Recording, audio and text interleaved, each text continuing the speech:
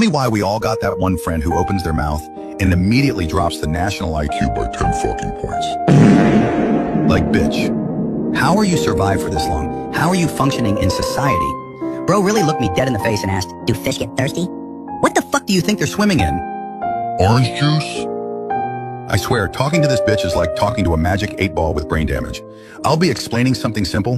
This is the sun, it rises in the east, and they hit me with, but how does it know which way is east? Are you serious? Like, bro, sometimes I genuinely think your brain is buffering on McDonald's Wi-Fi. You ask questions Google would sue you for. Dumb shit like, can you breathe if you're invisible? Bitch, you're not hollow, you're just stupid. And the worst part, they say it with full confidence. Like they just discovered gravity. I swear, one day I'm gonna open your head out of curiosity and find 2 brain cells playing Uno with blank cards. Tag that one friend. Top Hat Man, 32 out.